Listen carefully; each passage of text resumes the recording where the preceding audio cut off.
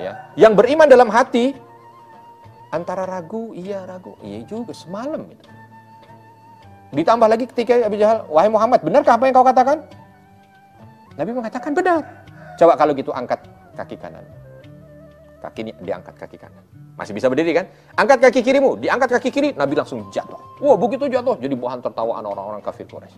Bagaimana kau bisa mengatakan bahwa engkau mampu untuk melaksanakan perjalanan dari Mekah menuju ke Baitul Maqdis dalam waktu 1 malam bolak-balik, sedangkan kau angkat kaki 2 saja langsung jatuh.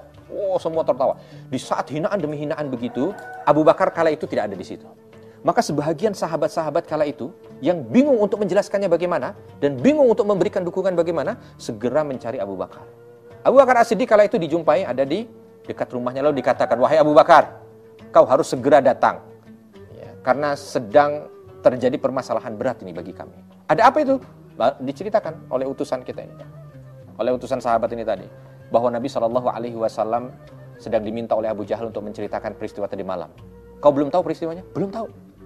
Lalu diceritakan begini. Kalau itu yang diceritakan, apakah kau percaya wahai Abu Bakar?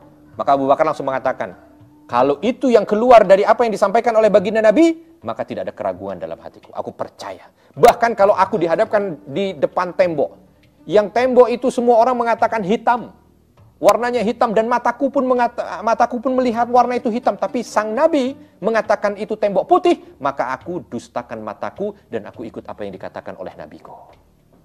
Langsung berangkat semuanya ke sana. Begitu sampai itu lagi, hinaan demi hinaan datang kepada Nabi SAW. Abu Bakar langsung di sebelahnya. Wahai Rasul, ditanya oleh Abu Bakar, benarkah apa yang kau ceritakan ini? Benar wahai Abu Bakar.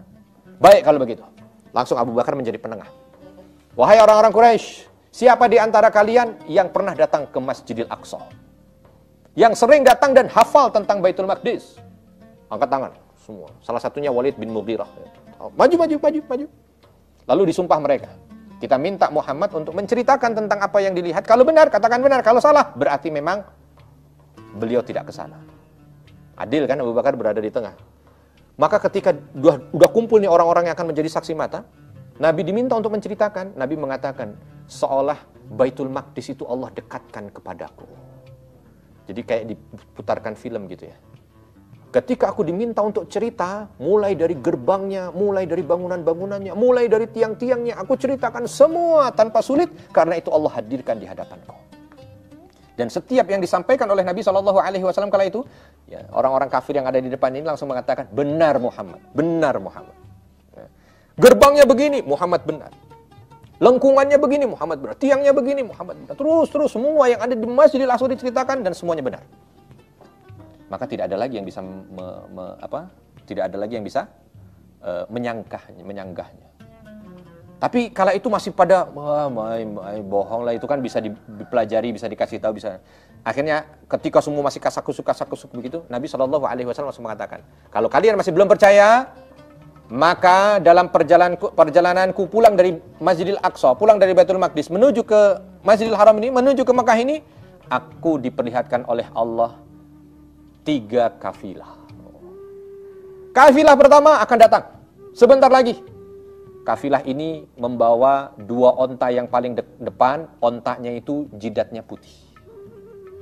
Dan ada onta paling belakangnya, itu kakinya patah sebelah kanan. Silahkan kalian buktikan. Ini adalah kafilah paling dekat yang akan sampai masuk ke Mekah. Lalu kafilah yang kedua adalah kafilah yang dalam perjalanannya kehilangan onta. Kala itu dia bingung nyari onta. Sampai aku didekatkan oleh Allah kepada mereka dan aku katakan, karena aku bisa melihat dari atas Nabi Muhammad SAW. Ontamu di sana, ontamu di sana. Berangkat. Dan kafilah ketiga yang tidak ada masalah sama sekali. Betul mereka tunggu. Begitu masuk kafilah pertama, rombongan onta. Yang depan betul. Jidatnya putih keningnya. Semua. Masih penasaran dilihat onta paling belakang. Betul jalannya pincang. Lalu ditanya oleh orang-orang Mekah kala itu, kenapa ini onta pincang yang paling belakang? Dia terjebak di lubang, sehingga dia patah kakinya. Kami berhasil untuk memperbaikinya, tapi tidak sempurna, jadi jalannya masih pincang. Cuman orang itu mengatakan, kenapa yang kalian tanyakan ini? Kenapa masalah dengan ontaku yang pincang ini? Ini urusan kami. Lalu orang-orang mengatakan bahwa Muhammad melihat perjalananmu dan mereka sampaikan bahwa kondisimu adalah seperti ini. Kami ingin membuktikan apakah benar itu terjadi, dan ternyata benar. Bahkan justru sebagian dari rombongan ini yang tadinya belum memeluk Islam, mengetahui tentang Nabi Muhammad SAW, justru mereka masuk dalam Islam. Berikutnya yang tadi, yang kehilangan onta itu, ternyata benar juga. Ya. Makanya tadi saya sampaikan. Yang ketiga juga begitu benar. Akhirnya justru ini menjadi titik tolak gitu ya.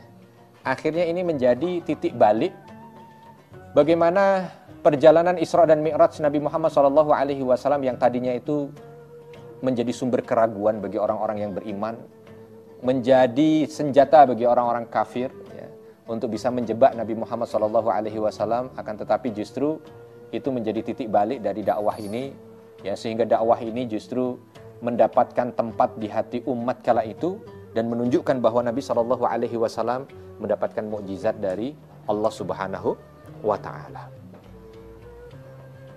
Ini dia cerita singkat dari perjalanan Isra dan Mi'raj Nabi Muhammad SAW. Dari perjalanan ini memang Nabi tidak menyampaikan tentang hikmah yang ada, tapi kita diminta untuk mencoba melihat lebih dalam. Isra dan Mi'raj, apa yang bisa kita ambil hikmah dari perjalanan yang dilakukan oleh Nabi SAW, dan ini merupakan bahagian daripada mukjizat. Ya. Kalau kita lihat yang paling sering tuh, kalau Isra dan Mi'raj itu kan dikaitkan dengan apa? Perintah sholat 5 waktu. Memang nggak salah, betul, karena memang Nabi SAW mendapat perintah sholat wajib 5 waktu. Ya. Tapi perlu diketahui bahwa perintah sholat itu bukan baru ada setelah Isra dan Mi'raj. Ya. Karena perintah sholat itu sudah ada sejak wahyu di awal-awal diturunkan. Hanya perintah sholat wajib yang 5 waktu, waktunya ditentukan, ya, jumlah rakaatnya ditentukan, kaifiatnya ditentukan, itu setelah Isra dan Mi'raj. Tetapi sebelumnya ada sholat-sholat yang memang juga sudah diwajibkan oleh Allah Subhanahu wa Ta'ala kepada Nabi SAW dan pada para pengikutnya atau para sahabatnya. Nah, makanya nanti ada cerita juga ketika sahabat Ali kala itu melihat Nabi Muhammad SAW dengan Khadijah radhiyallahu anha sedang sholat. Kala itu sahabat Ali belum Islam, ya, karena Islam ini baru dianut oleh 2 orang ini saja, Nabi dan istrinya, karena ini baru hari-hari pertama wahyu turun. Maka sahabat Ali bertanya, apa yang kau lakukan wahai sepupuku? Ya, maka dijawab oleh Nabi SAW bahwa ini adalah salat. Ya, maka setelah itu baru Ali radhiyallahu anhu belajar tentang Islam dan masuk ke dalam Islam dengan waktu yang begitu cepatnya. Yang kedua, juga dilihatkan tentang surga dan neraka. Nah, bagi kita juga harus memahami bahwa kehidupan dunia ini bukan tujuan akhir, tetapi ada tujuan berikutnya, yaitu akhirat, surga dan neraka. Maka yang dicari ketika kita hidup di dunia bukan hanya sekedar dunia semata, tapi bagaimana kita mencoba untuk menjadikan dunia ini menjadi tangga menuju kebahagiaan kita di akhirat. Terus, yang terpenting adalah kita meyakini betul ternyata Nabi Muhammad SAW adalah manusia terpilih. Karena buktinya semua Nabi kala itu menjadi makmum Nabi Muhammad SAW. Ditambah dengan apa? Ditambah dengan ketika Nabi memasuki langit demi langit, para Nabi kala itu yang ada di langit itu pun mengakui kerasulan Nabi Muhammad SAW. Maka dari itu kita patut untuk berbahagia menjadi umat Nabi akhir zaman, Nabi Muhammad SAW. Dan kebahagiaan kita itu harus kita buktikan dengan cinta kita kepada Nabi kita. Dengan apa? Dengan mengikuti semua sunnahnya, menjalankan apa yang diperintahkan, menjauhi apa yang dilarang, dan mudah-mudahan dengan kita senantiasa mengikuti apa yang dijalankan dan disunnahkan oleh Nabi Muhammad SAW, itu menjadi bahagian bagi kita untuk bisa mendapatkan kebahagiaan dunia dan akhirat. Dan mudah-mudahan juga dengan itu, juga dengan cinta kita kepada Nabi Muhammad SAW, itu akan menghantarkan kita untuk bisa hidup bersama dengan baginda Nabi SAW di syurga. Kalau ada kesalahan saya mohon maaf, dan kepada Allah mohon ampun. Apapun yang keluar dari lisan saya tidak sesuai dengan Al-Quran dan Sunnah, buang jauh-jauh. Ambil yang sudah Al-Quran dan Sunnah. Subhanakallahumma wa bihamdika asyhadu an la ilaha illa anta astaghfiruka wa atubu ilaik. Assalamualaikum warahmatullahi wabarakatuh.